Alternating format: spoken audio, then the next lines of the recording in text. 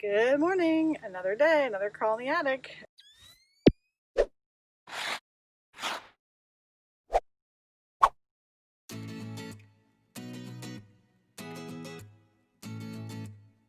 Welcome back to another update on Millie's Remodel. We passed our framing inspection and rough-in inspection, which means we're ready for drywall. Well, almost. My electrician ran into a snag requiring a little more demolition. My favorite demo tool is a flat shovel. It works perfectly to slide behind the drywall and remove large sections of drywall quickly. Once the wall was open, my electrician was able to remove the old wiring and add a new box for the switches.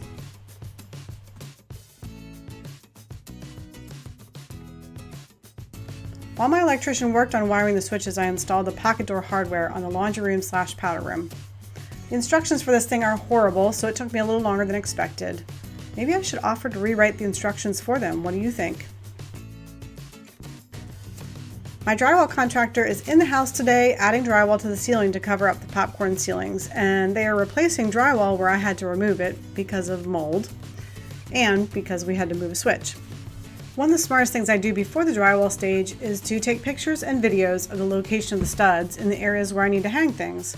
In the kitchen, I took it one step further by writing on the studs and writing on the blocking the distance from the wall so I could refer back to these notes in the video when it comes time to hang open shelving. While the guys worked in the house, I decided to stay out of their way by completing a small project in the attic to keep the critters from getting in. Good morning, another day, another crawl in the attic.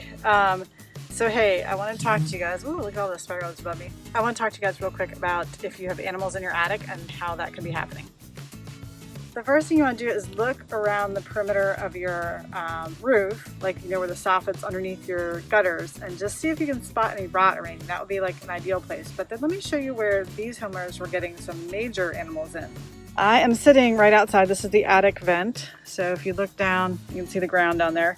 Anyway, there was no hard cloth, which is the wire stuff, not window screen, but this is wire. Hard cloth was installed there. So what I've done is I've put new hard cloth here, and then I've also, my piece, I want to make sure I had it really tight against there. My piece was just short, so I just added some blocking there. That will keep animals from getting in, which is great because we don't need that in this attic. Let's see how far along the drywallers are. Oh, it's looking really good.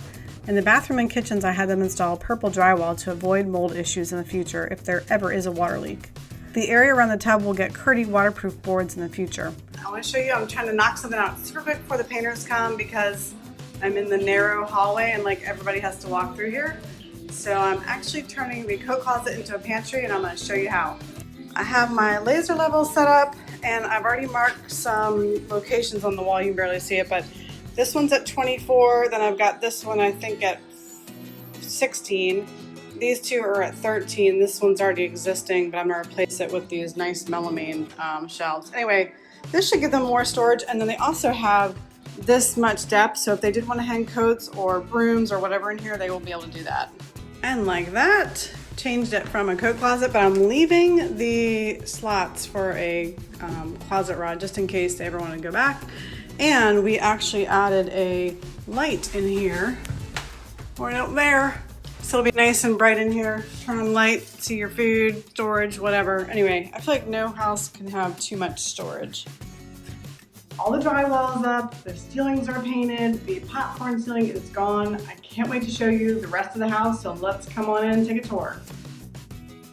My electrician has installed all the junction boxes for the new LED lighting. The new lights are from Kichler and they aren't recessed. Instead, they sit on top of the drywall but look just like recessed lights. I'll share more about them in another video. The new laundry / powder room will be much more functional. You may remember the house only had one bathroom and this space was a laundry room accessible only from the outside of the house. The exterior door was removed and a transom window installed to allow some light into the room. With the drywall installed, I can really get a feel for how the kitchen and living spaces will function. I can't even tell you how much better the house looks with smooth ceilings. Also, a lot of the funky odors in the house are gone now that the new mold-free drywall is up. In the bathroom, I still need to install the waterproof boards around the tub.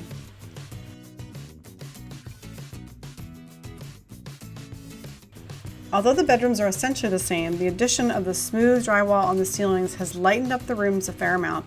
Did you know that popcorn ceilings make rooms a little bit darker because the light can't reflect as easily off of a textured ceiling?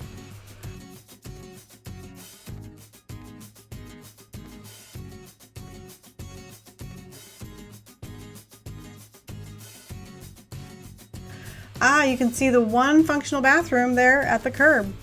Hopefully I can get the bathroom floors tiled soon so my plumber can install the toilets. Outside the house has changed considerably now that my siding contractor has removed the vinyl siding to reveal the original wood siding. I have plans to paint the entire house, but for now let's keep going. In the backyard I have plans to try to move that ugly shed to the back of the lot, but honestly I'm not sure it'll survive the move. It's really not built well. There's my hubby patiently waiting for me to finish this tour. The Train heating and cooling unit is providing lots of cool air on these hot days, but most of all, it's super quiet. That's it for the update. I'll be back soon with another progress update. I hope you have a great week. Thank you so much for watching this video. Be sure to click that like button below if you liked it. And hey, don't forget to click that subscribe button up there, and you'll never miss another DIY video tutorial from Pretty Handy Girl again. Speaking of not missing anything, I'm on all these social channels. Come find me at Pretty Handy Girl.